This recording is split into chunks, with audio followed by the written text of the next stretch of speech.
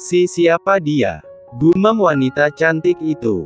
Terpaku melihat sosok Rafael yang tiba-tiba datang dan menyelamatkan nyawa adik laki-lakinya. Rafael berhasil membawa Amar menepi dan kini berdiri di pinggiran danau dengan kondisi basah kuyup. Siapa kamu? Tanya wanita itu lagi. Masih penasaran pada sosok pria yang kini berdiri di hadapannya sambil menggendong tubuh Amar yang terlihat lemah. Tidak penting siapa aku. Sekarang, kemana aku harus membawanya? Pekik Rafael dengan sedikit panik. Sini, berikan dia padaku. Sahut wanita itu. Bergegas meraih tubuh lemah sang adik dari pangkuan Rafael, kemudian membawanya masuk ke dalam gubuk kecil yang berdiri di pinggir danau. Amara gadis kecil itu pun segera mengikuti langkah kaki sang kakak yang kini memasuki tempat tinggal mereka. Rafael berniat menyusul. Namun, baru saja kakinya ingin melangkah masuk, tiba-tiba wanita cantik itu menahannya. Siapapun Anda, saya ucapkan terima kasih karena sudah menolong adik saya. Namun, sebaiknya Anda segera pulang, Tuan. Sebelum ada seseorang yang melihat keberadaan Anda di sini, ucap wanita cantik itu dengan begitu serius menatap Rafael. Rafael mengerutkan kedua alisnya heran. Memangnya kenapa jika mereka melihatku? Apakah mereka? Brak. Belum selesai Rafael berkata-kata, tiba-tiba wanita itu sudah menutup pintu rumahnya dengan cukup keras, hingga membuat kedua netra Rafael refleks terpejam. Terima kasih kembali. Gumam Rafael sambil geleng-geleng kepala. Setidaknya berikan aku handuk sebagai ucapan terima kasih, sungut pria itu. Sembari menahan rasa dingin yang mulai menyerang tubuhnya. Mau tidak mau, Rafael pun terpaksa harus pergi dari tempat itu dengan kondisi tubuh yang basah kuyup. Selang beberapa saat kemudian, itu dia orangnya. Beberapa orang warga desa berkumpul tak jauh dari rumah yang dikontrak oleh Rafael. Mereka menyambut kedatangan pria itu dengan tatapan yang tak bersahabat. Apa kamu berhasil menemukan danaunya? Tanya salah satu dari mereka kepada Rafael yang kini berjalan mendekat. Ya, jawab pria itu singkat. Lalu, apakah kamu bertemu dengan gadis itu atau dengan dua adiknya? Tanya orang itu sekali lagi dengan mata memicing. Rafael terdiam sejenak.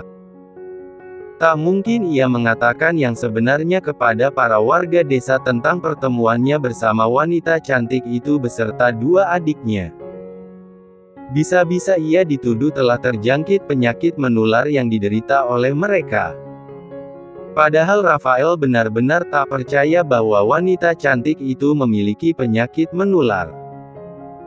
Secara fisik mereka terlihat sangat sehat, meskipun dalam kondisi serba kekurangan. Gadis itu. Siapa dia? Aku tak bertemu dengan siapapun di sana, jawab Rafael dengan begitu tenang. Benarkah? Para pria itu menatap Rafael dengan penuh selidik. Mencoba mencari tahu apakah dia sedang berbohong atau tidak. Ya, itu benar. Melihat keseriusan yang ditampakkan oleh Rafael, sebagian dari mereka mulai percaya bahwa ia memang tidak bertemu dengan siapapun di danau tadi. Namun, sebagian lagi masih meragukan kata-katanya. Lalu, kenapa kamu pulang dengan kondisi basah kuyup? Padahal hari ini tidak turun hujan, timpal yang lain, yang masih tak percaya dengan kata-kata Rafael. Rafael tersenyum kecil. Memperhatikan dirinya yang masih dalam kondisi basah. Tadi aku tercebur ke danau. Beruntung aku masih selamat. Padahal aku sama sekali tak pandai berenang, sahutnya dengan bohong. Benarkah itu? Ya, tentu saja itu benar. Jika Anda tak percaya, Anda bisa mengeceknya langsung ke tempat itu. Di sana masih ada sisa jejakku ketika terjatuh, sahut Rafael dengan begitu mantap. Padahal tak ada jejak apapun di sana. Namun, Rafael yakin para warga desa tidak akan berani mengecek langsung ke danau. Sebab para warga desa takut bertemu ketiga orang itu dan terjangkit penyakit menular dari mereka. Para warga yang masih tak percaya, seketika terdiam dan saling lempar pandang antara satu dengan yang lainnya. Rafael tersenyum, lalu melenggang pergi dan memasuki bangunan sederhananya setelah merasa tak ada lagi yang perlu ia bicarakan bersama para warga desa. Keesokan harinya, pagi-pagi sekali, Rafael sudah bersiap untuk pergi. Entah kenapa ia masih penasaran kepada sosok wanita cantik itu dan juga kedua adiknya. Tadi malam saja ia tidak bisa tidur lantaran terus memikirkan apa yang sebenarnya terjadi pada wanita cantik itu hingga ia dan kedua adik kecilnya dikucilkan oleh warga desa. Setelah selesai mempersiapkan barang-barang bawaannya, Rafael pun siap untuk kembali ke danau. Ia mengunci pintu bangunan sederhana itu dan bersiap untuk melangkahkan kakinya. Namun, baru saja ia berbalik, tiba-tiba sang pemilik kontrakan datang menghampiri. "Tuan Rafael," sapa pria parubaya itu sambil mengulas senyum. "Selamat pagi, Pak." Rafael membalas senyuman pria parubaya itu. "Selamat pagi. Ngomong-ngomong Tuan mau kemana pagi-pagi begini?" tanya pria tua itu dengan penuh selidik. Memperhatikan penampilan Rafael dari ujung kepala hingga ke ujung kaki. "Saya ingin kembali ke danau. Lukisan saya masih belum selesai dan saya ingin menyelesaikannya hari ini," sahut Rafael. Pria parubaya itu mengangguk pelan. "Oh, begitu. Tapi saran saya, sebaiknya Tuan jangan sering-sering ke sana. Takutnya nanti Tuan malah ketemu sama ketiga orang yang memiliki penyakit menular itu. Para warga khawatir, Tuan.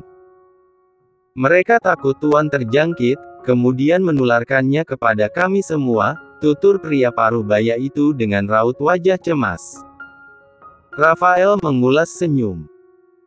"Saya pastikan bahwa saya benar-benar masih aman, Pak, dan tidak akan terjangkit oleh penyakit apapun. Kalau boleh saya tahu, sebenarnya penyakit apa yang menjangkiti mereka dan apakah pernah memakan korban sebelumnya?" "Entahlah, Tuan.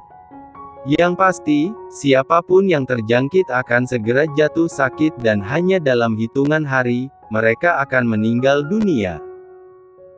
Beberapa tahun yang lalu ada 2 korban dan mereka meninggal setelah terjangkit penyakit dari ketiga orang itu," jelas pria parubaya itu dengan begitu serius. Rafael mengerutkan alisnya. Dalam hati ia terkekeh sebab menurutnya penjelasan dari pria parubaya itu benar-benar tak masuk akal.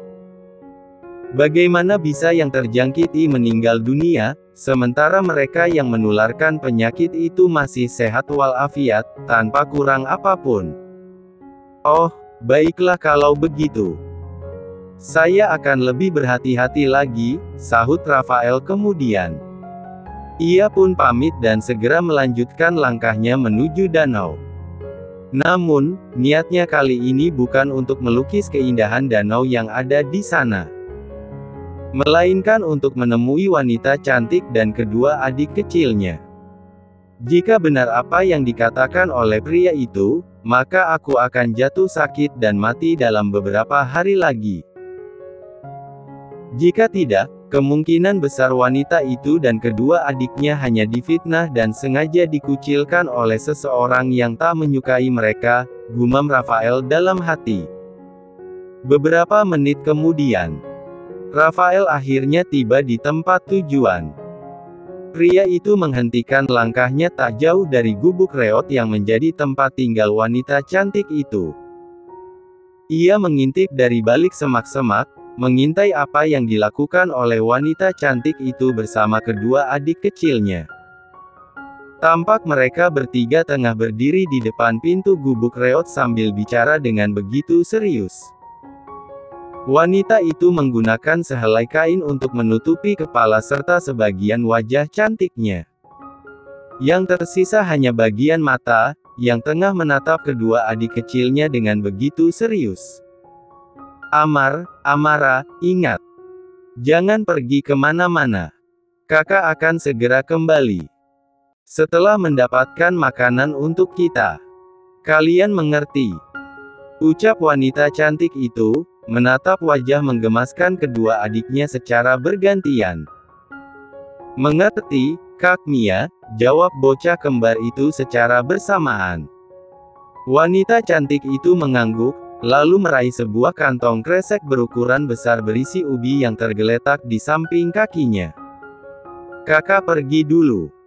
Segera kunci pintunya setelah kakak pergi, ucap Mia, mengingatkan kedua bocah-bocah itu untuk kesekian kalinya. Baik, Kak. Wanita itu pun segera pergi, sementara Amar dan Amara segera masuk, lalu mengunci pintu gubuknya dari dalam. Sama seperti perintah sang kakak sebelumnya. Rafael segera bersembunyi ketika wanita itu melewatinya. Tak ingin keberadaannya di tempat itu diketahui. Rafael terus memandangi, bahkan hingga wanita cantik itu menghilang dari balik pepohonan yang tumbuh berjejer di sana. Mau kemana dia? Gumam Rafael penasaran. Segera ia menghampiri gubuk tua itu, lalu mengetuk pintunya dengan pelan. Tok, tok, tok. Kedua bocah itu tersentak kaget dan saling lempar pandang. Ada rasa takut dan bingung yang tersirat di sepasang netra mereka. Siapa itu, Mar? Bukankah kakak sudah pergi barusan? Tanya Amara dengan setengah berbisik kepada saudara kembarnya, Amar. Aku juga tidak tahu. Sebaiknya kita diam di sini saja. Takutnya itu warga desa yang ingin menyakiti kita, sahut Amar dengan wajah cemas. Kamu benar. Sepasang bocah kembar itu pun memilih untuk tetap diam, tetapi tetap waspada. Namun, semakin mereka mencoba mengabaikan, ketukan di pintu terdengar semakin cepat dan sering. Bagaimana ini, Mar? Aku takut, ucap Amara dengan bibir bergetar hebat. Matanya tampak berkaca-kaca dan buliran bening itu hampir saja merembes dari kedua sudut matanya. Jangan takut, Amara. Ada aku di sini, sahut Amar sambil menepuk pundak Amara yang benar-benar ketakutan. Padahal sebenarnya Amar pun sama takutnya dengan Amara. Hanya saja ia tidak ingin menampakkan rasa takutnya karena ia seorang bocah laki-laki. Halo. Bisa buka pintunya. Ini aku, Om yang kemarin berbincang bersama kalian di pinggir danau, ucap Rafael, membuka percakapan. Berharap kedua bocah itu bersedia membuka pintu untuknya. Kedua bocah itu saling lempar pandang untuk yang kesekian kalinya. Mencoba mengingat-ingat siapa pria yang sedang berdiri di depan pintu gubuk mereka. Mungkin itu Om yang kemarin, Mar. Yang dipukul sama kakak, ucap Amara, masih dengan setengah berbisik. Kamu benar. Mau apa dia ke sini? Jangan-jangan benar, ia datang ke sini untuk menyakiti kita, sama seperti warga desa lainnya, sahut Amar dengan begitu yakin. Amara terdiam dengan wajah sedikit ditekuk. Menyakiti kita? Aku rasa itu tidak mungkin. Jika Om itu ingin menyakiti kita, kenapa kemarin ia malah menolongmu, Mar? Kenapa ia tidak membiarkanmu tenggelam saja di danau? Celetuk gadis kecil itu. Amar mengerutkan kedua alisnya. Menolongku? Bukankah yang kemarin menolongku itu Kak Mia? Amara menggelengkan kepalanya dengan cepat. Bukan, Mar. Bukan Kak Mia, tapi Om itu.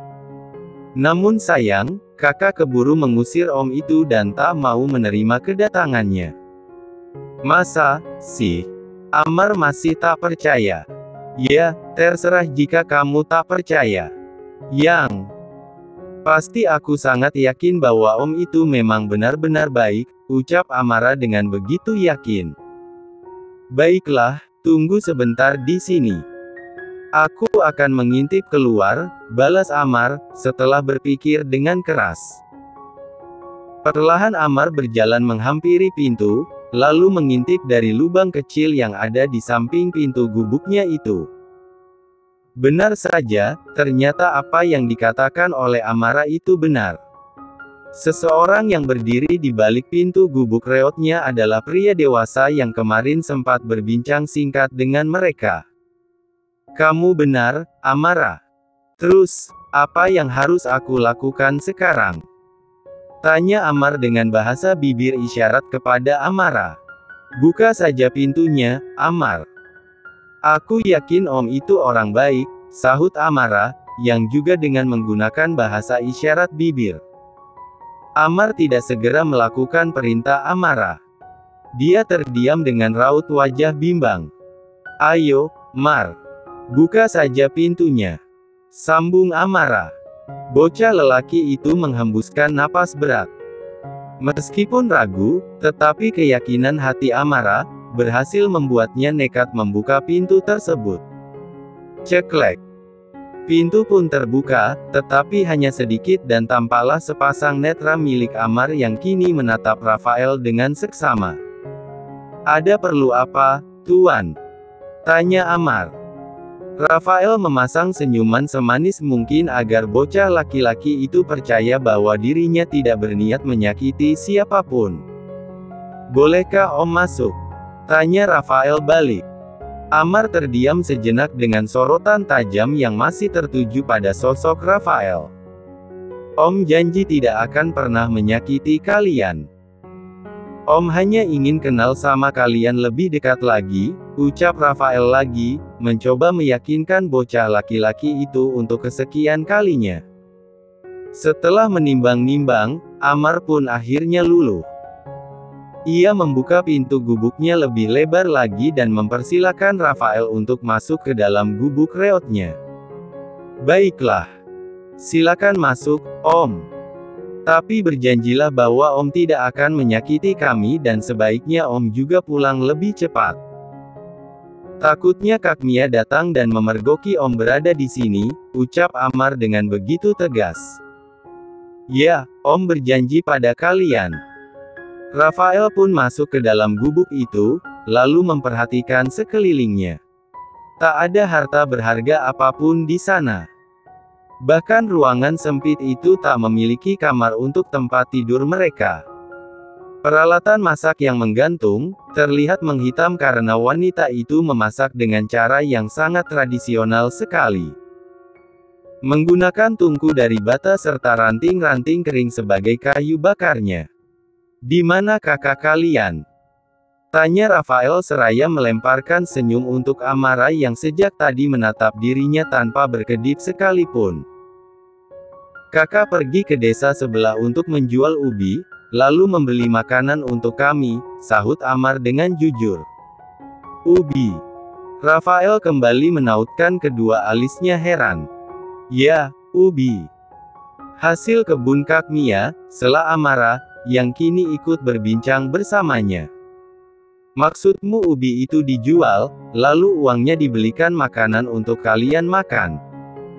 Rafael masih penasaran. Ya, Om. Kami sudah bosan makan ubi setiap hari, sahut Amar. Rafael terdiam dan menatap kedua bocah itu dengan raut wajah sedih. Entah kenapa ia merasa sangat iba melihat kondisi ketiga manusia terkucil itu.